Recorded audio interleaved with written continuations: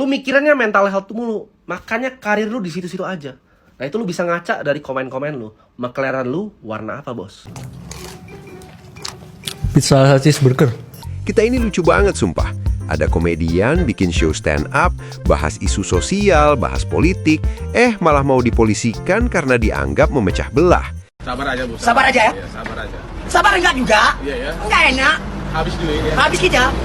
Habis ini, habis duit. Tapi di sisi lain, ada orang yang tiap hari jualan mimpi, pamer mobil mewah, janjiin kaya instan, dan sekarang katanya nih, diduga nih ya, dilaporin karena nipu duit orang sampai miliaran. Malah masih ada yang belain. Prioritas kita ini sebenarnya di mana sih? Bayar sini, bayar situ. Setoran nggak ada. Setoran nggak ada. Kita rusak. Rusak punya kita. Kacau lah, Bu. Kita rusak, punya kita rusak.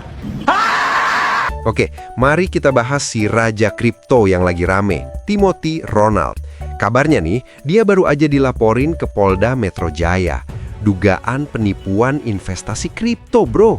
Nggak tanggung-tanggung, ada korban yang ngaku rugi sampai 3 miliar rupiah. Metro Jaya sudah menerima laporan polisi kasus trading kripto yang banyak rekan-rekan banyak bertanyakan. Polda Metro Jaya sudah menerima laporan polisi pada tanggal 9 Januari 2026, di mana pelapor berinisial Y tentang dugaan tindak pidana penipuan terkait investasi kripto. Ada peristiwa yang disampaikan bahwa ada investasi terkait tentang permainan saham ataupun bursa kripto, termasuk yang bersangkutan mengalami kerugian sekitar 3 miliar rupiah. 3 miliar rupiah.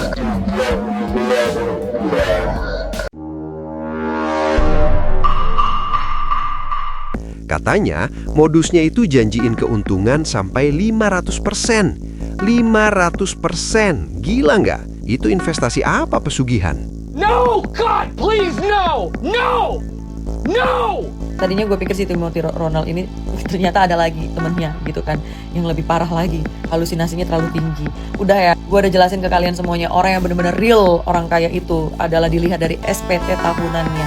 SPT tahunannya berapa, terus itu wealth generation, family business, turun-temurun, generasi, bapak mamanya, buyut-buyutnya, itu kerjanya apa. Pernah nggak mereka show up sama family mereka yang rich? Nggak pernah. Kalau misalnya mobil, itu bisa disewa, di rental, itu semuanya bisa semuanya. Apartemen, luxury, itu bisa disewa.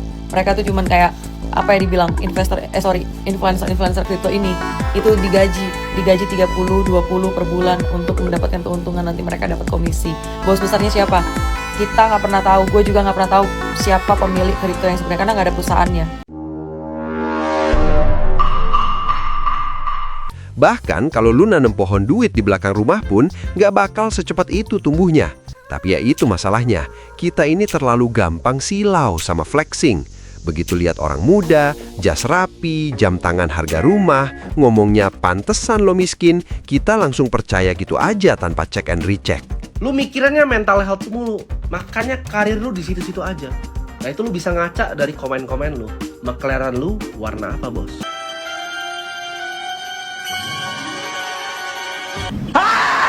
Coba lu bandingin sama kasusnya Bang Panji kemarin di Mensrea. Bang Panji cuma ngomong di panggung, lu nggak suka ya tinggal nggak nonton. Lu tersinggung, ya itu urusan perasaan lu.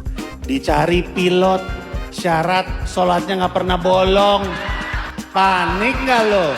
Tapi kalau kasus dugaan penipuan ini, yang kena bukan perasaan lu lagi, tapi tabungan masa depan lu, bro. Anda ingin sukses? Anda ingin maju? Anda ingin berhasil? Ya, jangan menyerah. Tekun, giat, semangat. Seperti saya ini, nih hasilnya. Kelapa. Anda ingin berusaha? Anehnya, yang kemarin ngeributin etika komedi, sekarang pada diem. Mana tuh suaranya? Kok nggak ada yang teriak, ini tidak beretika, ke orang yang diduga bawa lari duit orang? Apa karena yang satu cuma nyentil ego lu, sementara yang satu lagi emang jago bikin lu ngerasa bego? Dari tadi nggak ngerti-ngerti. Tolol amat sih. Jadi sekali lagi, seseorang yang mengikuti pendidikan kelas, apakah itu pendidikan saham atau apapun, kalau dia tidak berhasil menerapkan teori tersebut, ya bukan salah dosennya dong, dan itu perbuatan pidana oleh dosennya. Bahkan sebaliknya, banyak orang tidak sama sekali tidak pergi ke sekolah, hanya lulus SD, banyak yang jadi konglomerat. Sebagian besar konglomerat Indonesia generasi tua, semuanya, hampir semuanya nggak lulus SMA.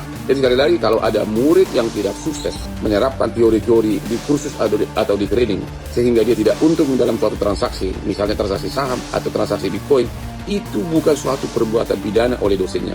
Kalau itu perbuatan pidana, maka seluruh dosennya atau banyak benar dosen di Indonesia ini bisa jadi tersangka. Salam Pak Paris yang telah sukses menerapkan teori-teori dari dosen saya, dan sebaliknya saya merasa prihatin terhadap sebagian teman kelas saya yang sampai hari ini tidak punya rumah walaupun kami sama-sama menerima pendidikan yang sama.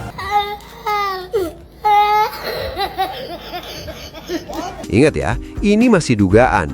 Kita tetap harus pakai asas praduga tak bersalah. Tapi dari sini kita bisa belajar satu hal penting. Berhenti jadiin orang sebagai Tuhan cuma karena mereka kelihatan kaya di media sosial. Di dunia finansial, kalau ada yang janjiin untung nggak masuk akal, itu red flag sebesar spanduk pecel lele. Saya terus terang nggak tahu gitu. Tiba-tiba terus terang saya tidak diberitahu, saya tidak tahu, dan saya bahkan bertanya-tanya. Hello baby, I miss you. Dunia ini udah cukup ruwet.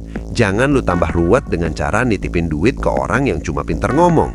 Emang apa sih nggak boleh? Sombong amat. Lu mau kaya, kerja, bisnis yang real, atau investasi yang logis. Jangan mau disetir sama narasi lu miskin karena nggak ikut akademi gua. Alah, pret. Sorry nih, ya. Gua nggak ngerti dan gua nggak mau ngerti. Gua nggak peduli gitu. Gua nggak ngerti, gua nggak mau ngerti, gua nggak mau tahu gitu. Aku iki gendeng apa waras? Aku dewe ora roh, aku lupa. Saran gua buat kalian semua, lebih baik lu keluar duit buat beli tiket stand up, ketawa sejam, terus pulang dengan hati senang, daripada lu keluar duit buat beli mimpi yang ujung-ujungnya bikin lu laporan ke kantor polisi. Hidup itu jangan kaku-kaku amat sama komedi, tapi jangan gampang percaya juga sama janji manis. Ngopi dulu deh, biar otak lu dingin dan gak gampang kena FOMO. Capek gua lihat berita ginian mulu. Gua cabut dulu, mending gua nonton stand up daripada scrolling VT kayak instan. Bye!